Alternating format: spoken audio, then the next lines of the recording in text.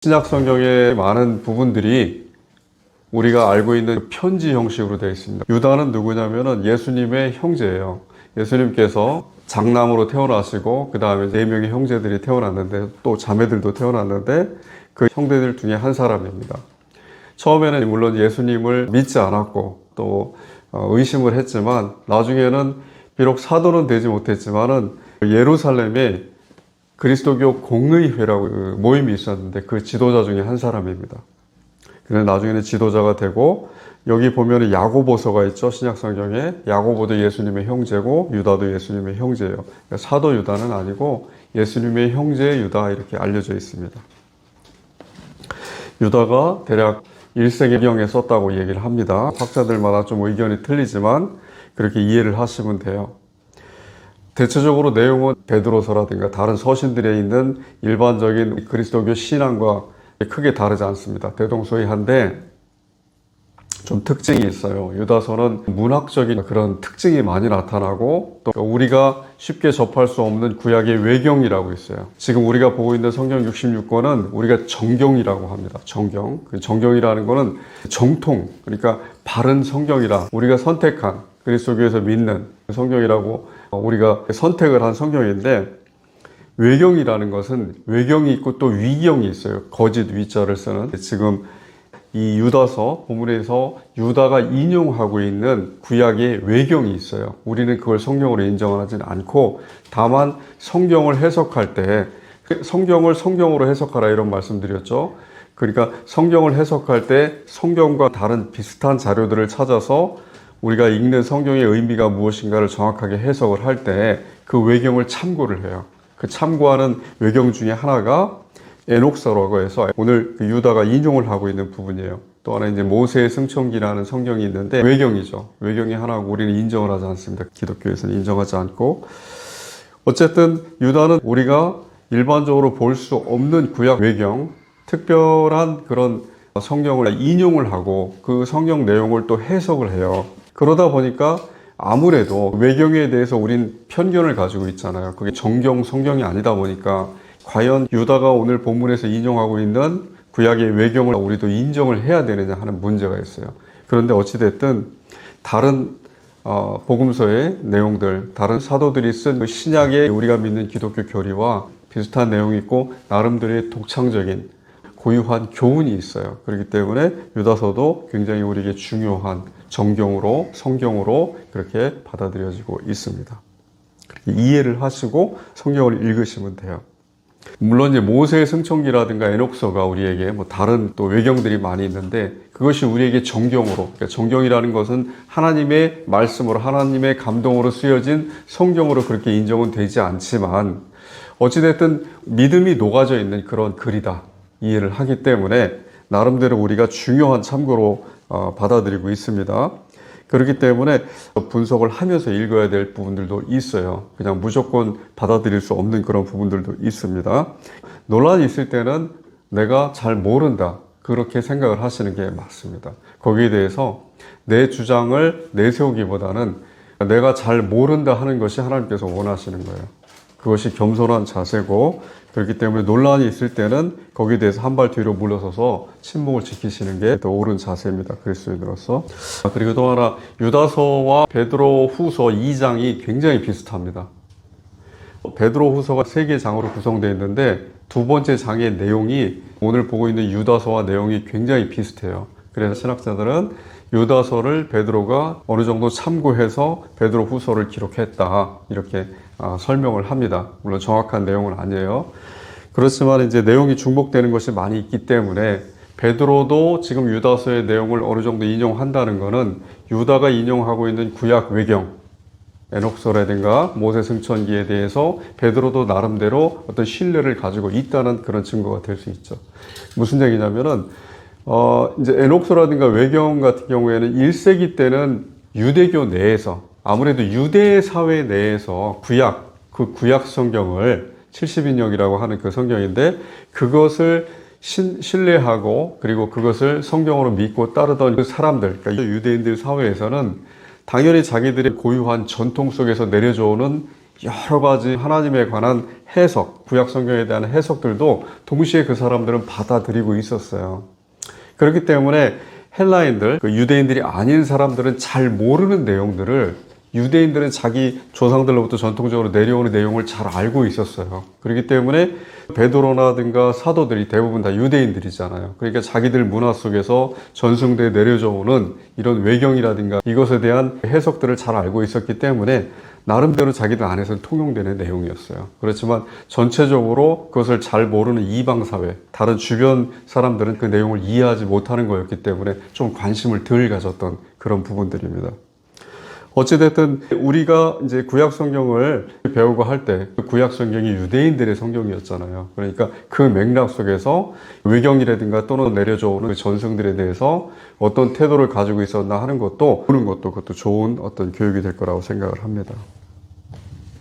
내용을 보면은 조금 어려운 내용들이에요. 처음에 이제 편지다 보니까 1절, 2절에서 편지를 읽는 독자들에게 인사를 합니다. 인사를 하고 3절부터 대략 19절까지 이제 본문이라고 저는 생각을 하는데 3절에서 보면은 이제 목적을 이야기하는 거예요. 이 편지를 왜 썼는가?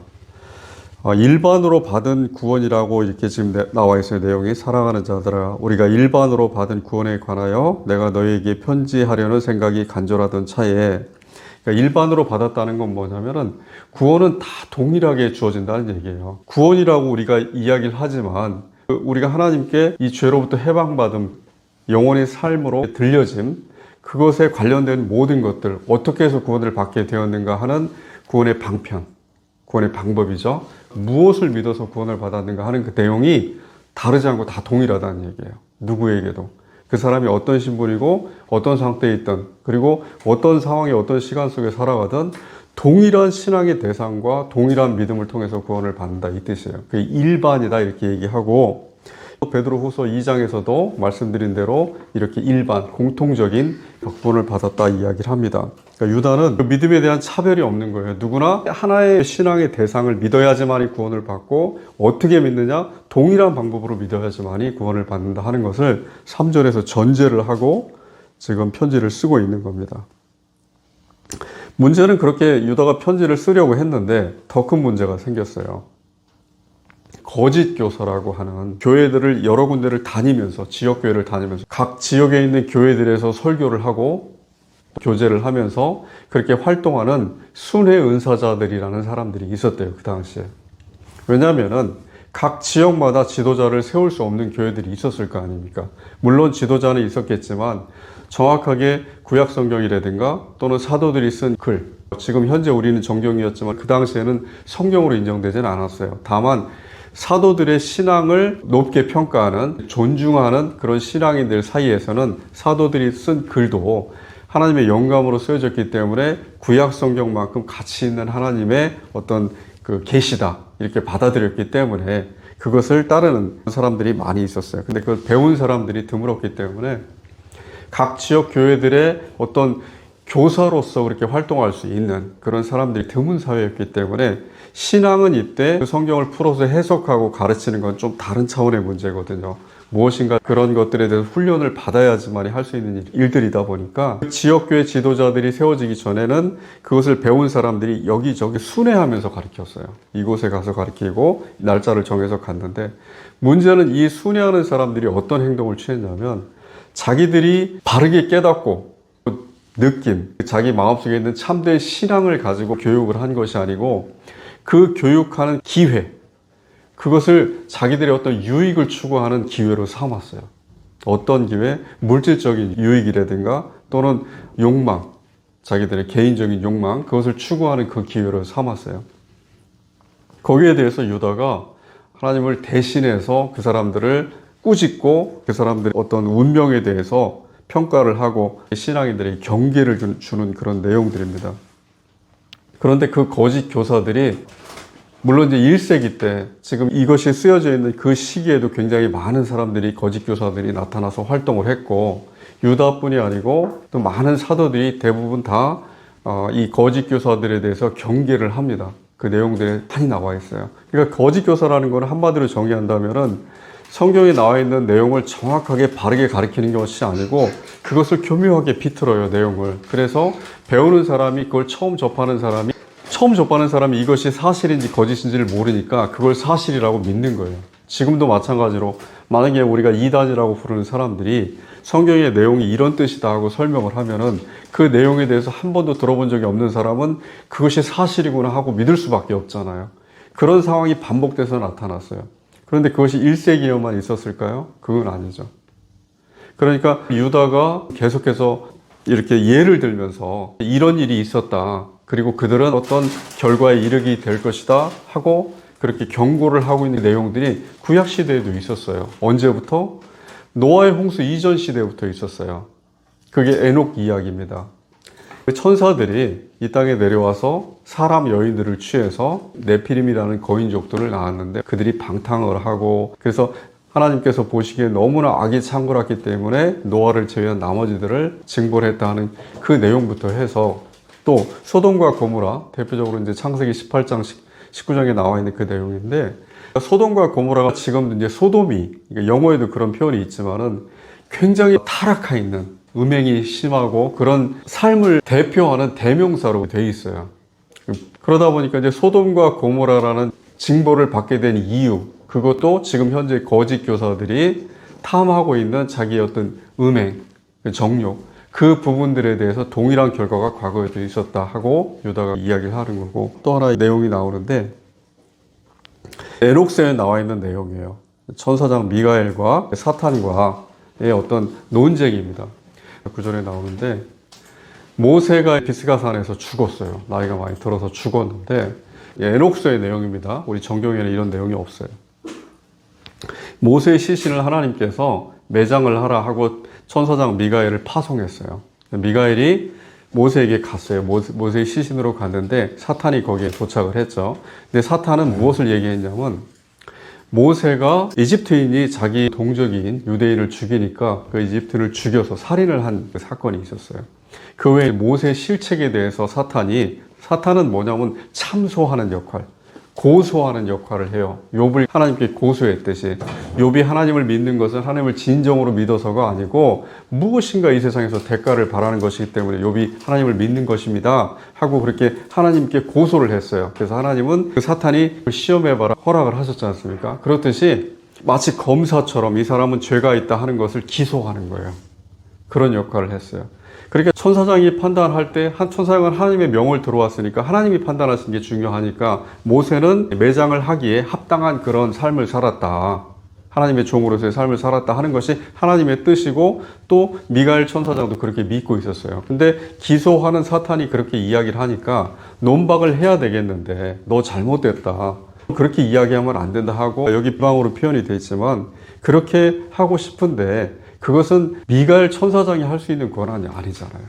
왜냐하면 그것에 대해서 최종적으로 판단하는 것은 언제나 하나님께서 하시는 거니까 천사장도 거기에 대해서 하나님께서 너를 꾸짖으시기를 원했다 이렇게 표현을 했는데 이 이야기 결론은 이제 사탄이 거기에 대해서 포기를 하고 천사장 미가엘이 모세의 시신을 매장을 했다 하는 것으로 이야기가 끝난다고 합니다. 그 에녹 1서에 나와 있는 내용인데 어찌됐든 그런 내용이고 유다는 이제 이 이야기, 외경에 나와 있는 이 이야기를 하나의 예시로 본으로 들어서 마찬가지로 우리가 비록 이제 이런 부분들에서 경계를 해야 되지만 거짓 교사들에 대한 어떤 심판이라고 해야 될까요? 판단, 정확하게 이 사람들이 어떻다 하는 그 판단을 우리가 판단은 내릴 수 있겠지만 거기에 대해서 우리가 직접적으로 2차적인 행동, 비방한다고 표현되어 있는 그런 행동을 하지 말고 나머지는 하나님께 맡겨라 이렇게 이야기가 돌아가요. 그래서 유다서 후단에 가면은 불 가운데에서도 그 거짓된 사람들 구하라 이렇게 표현이 되어 있습니다. 23절에 나와 있어요. 어떤 자를 불에서 끌어내서 구원하라. 또 어떤 자를 그 육체로 더럽힌 옷까지도. 그러니까 얼마나 그 정욕된 삶이 하나님의 보시기에 악하고 싫으시겠어요. 마치 창세기 초반에 나와 있는 그 노아의 홍수 이전의 삶처럼 악이 창궐한 삶이. 그리고 우리가 헷갈리지 말아야 될 부분들이 뭐냐면은 하나님께서 노아의 홍수를 일으키시기 직전까지 그리고 소돔과 고모라가 존재할 그 당시까지 그렇게 사람들이 악했고 지금은 우리는 이제 착각을 하잖아요. 여러 가지 이제 문화가 발달되고 문명이 발달되다 보니까 사람들이 교양이 높아지고 정서적으로 굉장히 변화를 일으켜서 누가 착한 사람인지 악한 사람인지, 그러니까 우리가 선한 사람, 악한 사람을 구분할 때 뭘로 구분하냐면 과거에는 도덕적인, 윤리적인 것으로 판단을 했지만 지금은 이제 법을 위반하느냐, 그러니까 실정법이죠. 우리가 사소한 거라도 그것이 무의식 중에라도 아니면 부지 중에라도 그것을 위반을 하면은 그는 악한 사람이에요. 범죄인이 되고, 만약에 내가 어떻게 해서든 그것을 피하고 또는 심지어 위반했다 하더라도 나도 모르게 빨간불에 신호를 위반하고 지나갔다 하더라도 그것이 카메라에 찍히지 않고 그 위반에 단속되지 않으면 나는 선한 사람으로 평가돼요.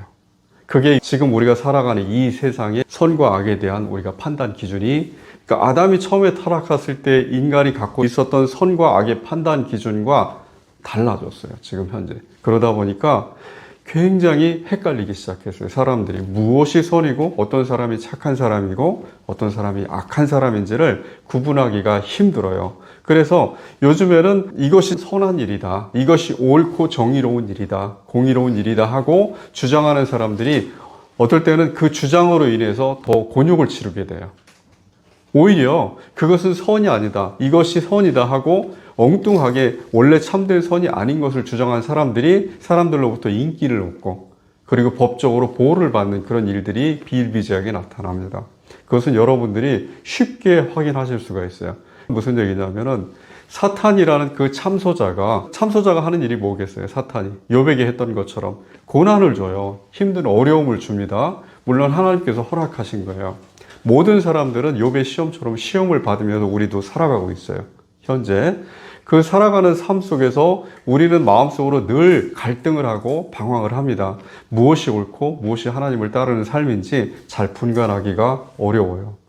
이 상황 속에서 사탄은 교묘하게 우리 마음을 더 흔듭니다. 그래서 명확하게 빨간색, 파란색으로 구분되지 않고 모호하게 섞여 있는 색깔을 우리에게 보여줘요.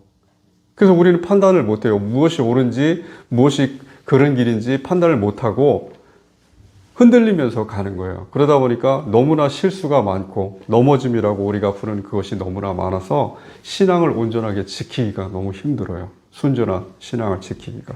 그리고 그런 마음 상태를 사탄이 또 교묘하게 더 이용을 합니다. 그래서 결국에는 신앙을 포기하게 그렇게 만드는 그런 일들이 많이 일어나요. 그래서 처음에는 불같은 신앙을 가지고 하나님께 무엇이든 다 드릴 수 있다 하는 마음으로 처음에 신앙의 길에 접했던 사람들이 시간이 지나면서 그 시험에, 사탄의 시험에서 흔들리고 그리고 넘어져서 결국에는 그 사람의 나중에 후기에 보면은 굉장히 무엇인가 다른 신앙을 나타내는 그런 사례들이 종종 목격이 됩니다. 그러다 보니까 유다는 이런 부분들에 대해서, 물론 이제 유다서가 쓰여져 있는 게 2000년 전의 이야기지만 2000년 동안 이런 일들이 쉼 없이 계속해서 반복되어 있다는 것을 잊으시면 안 돼요. 지금 이 순간에도 마찬가지고, 그리고 시간이 지나고 우리 문화가 문명이 발달할수록 이것이 더 치밀하고 복잡해지고 교묘해진다는 거. 그리고 우리도 나름대로 지금 어려운 시기까지 와 있다는 거. 오히려 1세기에 살아가던 유다서의 독자들이 느꼈던 그런 선악 분별하는 것보다 훨씬 더 어려운 상황에 와 있어요. 그래서 우리는 모든 것이 다 불분명하고 모호하고 헷갈립니다. 무엇이 선인지 잘 구분이 안 돼요. 그리고 심지어 마음속으로 그런 어떤 신앙의 확신이 생겨서 구분을 한다 하더라도 명확하게 이것이 선이다, 악이다 하고 우리가 설명할 방법이 없어요. 그런 어려움 속에서 우리가 살아가고 있기 때문에 더 유다서가 우리 마음속에 와 있는 거고, 그리고 이제 거짓 교사들이라는 그 사람들이 무엇인가 외부에서 와 있는 사람들이 아니에요. 이 유다서에 나와 있는 이 거짓 교사들이, 적그리스도들이 어디서 오냐면 우리 자신 안에서 와요. 우리 공동체 내부에서 발생을 해요. 무슨 얘기냐면 우리가 믿는 바 진리에 대해서 어느 정도 믿음을 갖고 그것에 대해서 인식할 수 있는 사람들, 이해할 수 있는 사람들 사이에서 거짓 교사들이 생긴다는 얘기예요. 처음에 말씀드린 대로 순회하는 그 교사들도 순회할 수 있는 그 능력을 갖고 있다는 것은 무엇인가 공동체에 대해서 우리가 함께 공유하는 진리를 배우고 그리고 공부하는 사람들이라는 얘기예요. 그런데 나중에 이것이 무엇인가 왜곡되어 버리는 거예요. 비틀어져 버리는 거예요. 왜? 자기의 개인적인 어떤 목적을 위해서. 여기서 우리가 어떤 교훈을 얻어야 되냐면 두 가지가 필요해요.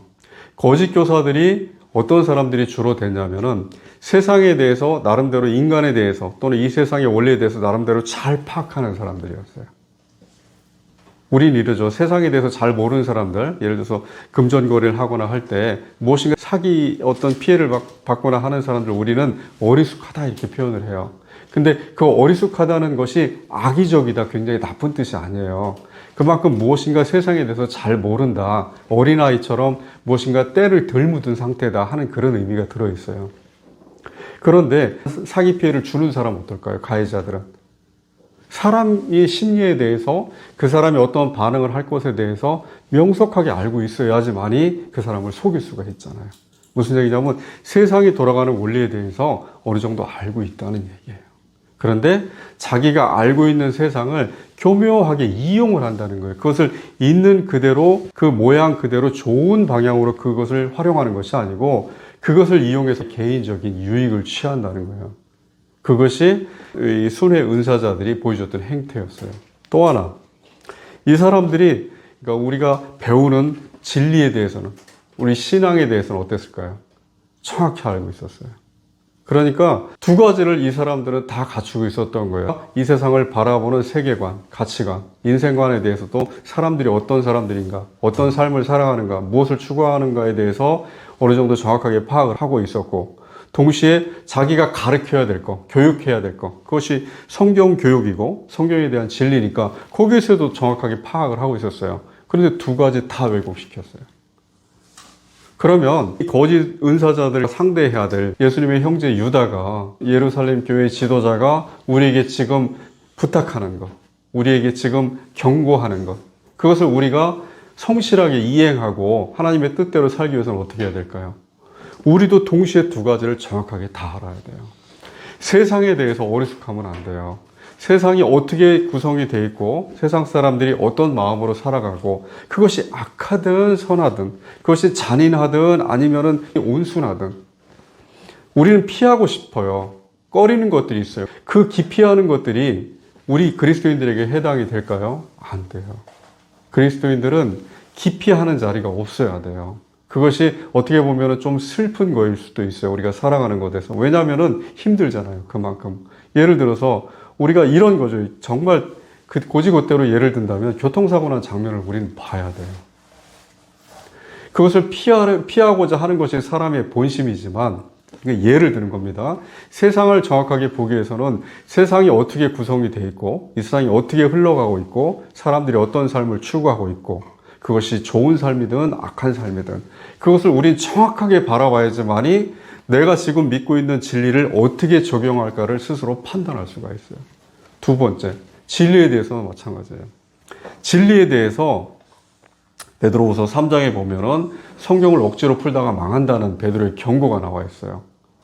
무슨 얘기냐면은 내가 개인적으로 나의 어떤 주관에 따라서 그렇게 성경을 해석을 하다 보면은 하나님께서 계시라는 걸 드러내고 밝힌다는 뜻인데 사람들에게 진리를 알게 하신 그 진리를 정확하게 알지를 못해요. 나의 주관이 편견이 작용을 해서 내가 이해하는 성경이 그냥 나에게만 그 성경이길 원하는 거예요. 나에게만 진리길 원하고 모든 사람들이 일반으로 공통으로 갖고 있는 진리가 안 돼요. 그러니까 그런 왜곡된 진리를 갖게 되면은 이 사람이 거짓 순회자, 은사자들이 이야기하는 그것이 참된 성경의 진리인지 아닌지 우리는 모르잖아요. 그저 내가 믿고 있는 바를 가지고 비교하잖아요, 상대의 말을. 그러면 상대가 나를 속이는지 아닌지도 모르고 그것이 또 내가 지금 속고 있는지 안 속고 있는지도 몰라요. 왜냐하면 내가 알고 있는 그 성경 진리가 정확하지가 않으니까. 그래서 유다는 이야기를 하는 거예요. 어떻게 해서든 너희가 이성적인 것, 정확한 진리를 알아라. 힘들고 어렵고 고통스럽지만 세상을 파악하는 일에도 소홀히 하지 말고 성경 진리에 대해서도 너 스스로 그것을 고집하거나 편견을 갖고 왜곡시키지 말고 모든 사람들이 일반으로 공통적으로 갖고 있는 그 진리를 정확하게 이해를 해라, 파악을 하라. 이것을 요구하는 거예요, 지금 그리스도인들에게.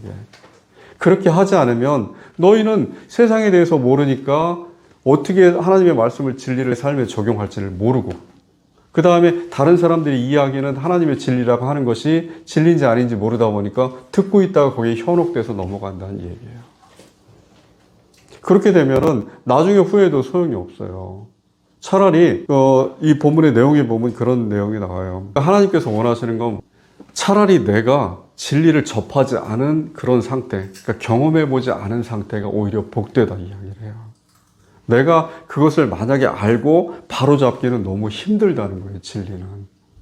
내가 한번 왜곡된 믿음으로 빠져들었다가 다시 바른 믿음으로 돌아오는 것이 이 진리 문제에서는 굉장히 어렵다는 거예요. 우리 정신, 우리 본질에서는 너무 힘들다는 거예요. 그래서 그렇게 하지 말고 차라리 배우지 말고 이해하지 말고 깨닫지 않은 어떤 순수한 상태로 어린아이 같은 상태로 머물다가 참된 진리를 듣는 것이 그것이 더 복되다 이렇게 이야기를 합니다. 그만큼 마치 개가 토한 곳으로 돌아가고 돼지가 자기가 살던 곳으로 돌아가는 거 똑같은 거죠. 귀신이 있던 사람이 귀신이 깨끗하게 치유받았는데 그 나갔던 귀신이 나중에 그 몸으로 다시 돌아와서 더 상태가 악화되는 거하고 똑같은 현상이 나타난다는 거죠. 그만큼 진리 문제에 대해서는 우리가 믿고 있는 바 신앙의 진리는 우리의 생명, 목숨이 왔다 갔다 하는 거기 때문에 다른 문제들하고 틀려요. 일반 지식들처럼 수정하거나 어떤 고치고 변개시켜가지고 우리가 바로 잡을 수 있는 내용하고는 다르다는 겁니다. 그래서 유다는 이 부분에 대해서 강조를 하고 있는 거예요.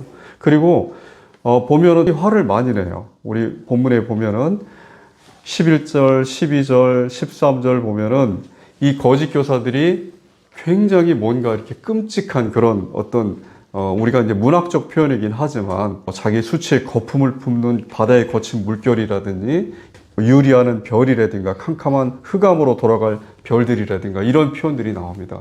그만큼 어떻게 보면은 유다는 이런 부분들에서 굉장히 경계를 하고 있는 거예요. 그리고 동시에 분노를 가지고 있어요. 이런 순회 은사자들에 대해서.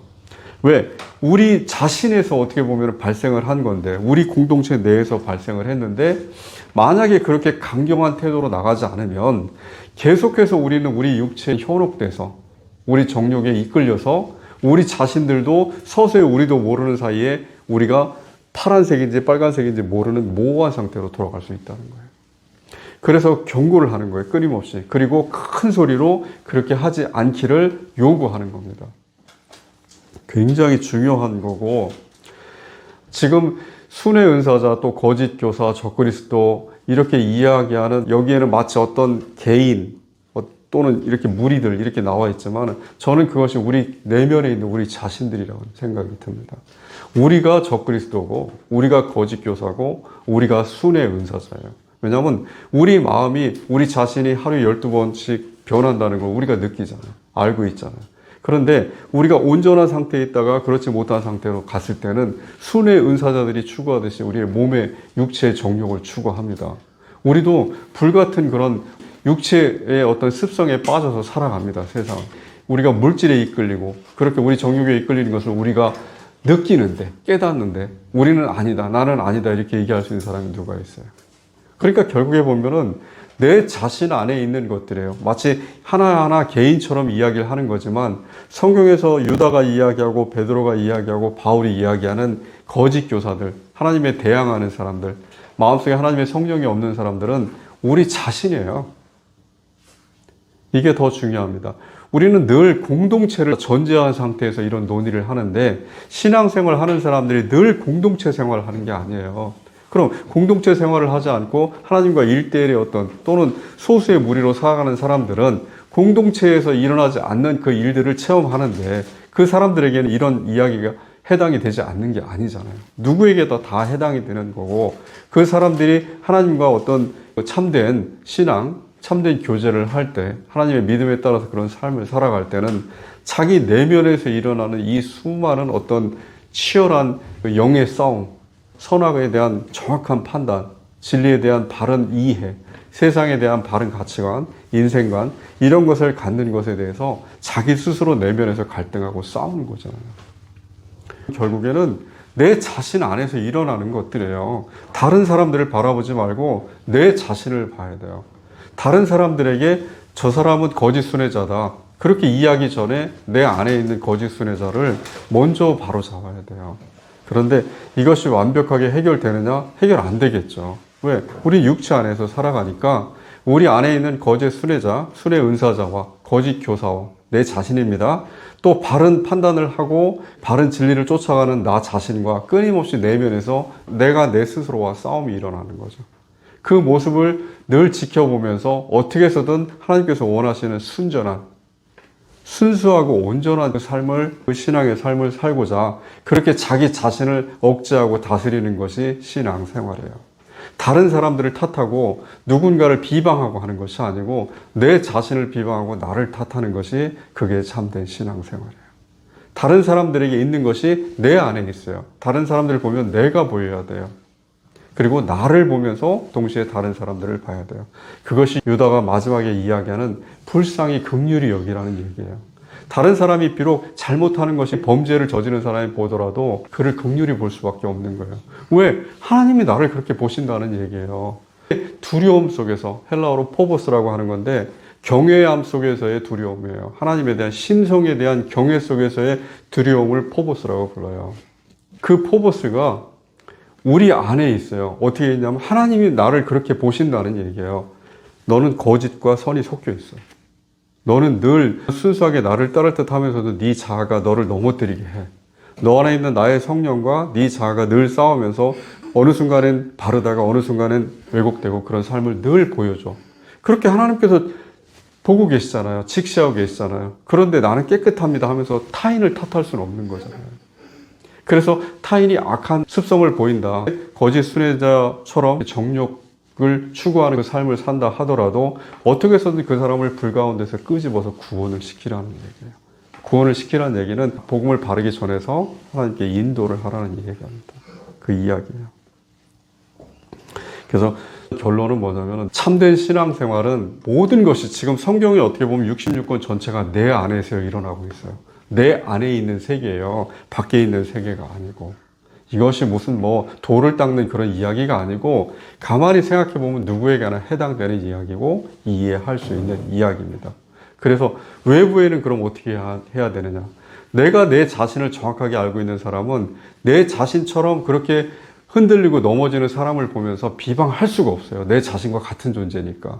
그래서 긍휼히 여길 수밖에 없는 거예요. 긍휼히 여기다는 불쌍히 여기다는 뜻입니다.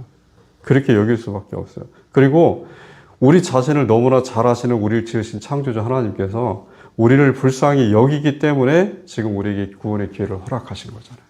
그걸 부정할 수 있는 사람이 누가 있어요? 아무도 없죠. 그래서 마지막에 보면은 인사를 이렇게 맺습니다. 능히 너희를 보호하사 거침이 없게 하시고 너희로 그 영광 앞에 흠이 없이 기쁨으로 서게 하실니 곧 우리 구주 홀로 하나이신 하나님께 우리 주 예수 그리스도로 말미암아 영광과 위엄과 권력과 권세가 영원 전부터 이제와 영원토록 있을지어다. 24절 25절은 우리가 성령이라고 부르는 거예요. 하나님께 거룩한 찬양을 드리는 거예요. 이 부분이. 그러니까 우리는 맨 마지막에 우리 자신 내면에 조용한 골방으로 다시 돌아와서 하나님께 기도하면서 내 자신에 대해서 성찰하고 반성하고 내 모습을 어떻게 해서든 그리스도와 닮은 모습으로 그렇게 이끌어 가기 위해서 최선을 다해서 노력해야 됩니다. 그것이 유다서의 교훈이에요. 네. 성경의 많은 내용들이 어렵습니다. 그래서 지난번에 말씀드렸듯이 주석을 참고하시는 것이 좋고 만약에 주석을 참고하기 어려우신 분들은 연락을 주시면 거기에 대해서 최선을 다해서 도와드리도록 하겠습니다. 신실한 믿음을 가지고 하나님의 나라에서 복된 삶을 살 수 있는 브라임 교회 교인들 되시기를 주님의 이름으로 축원드립니다.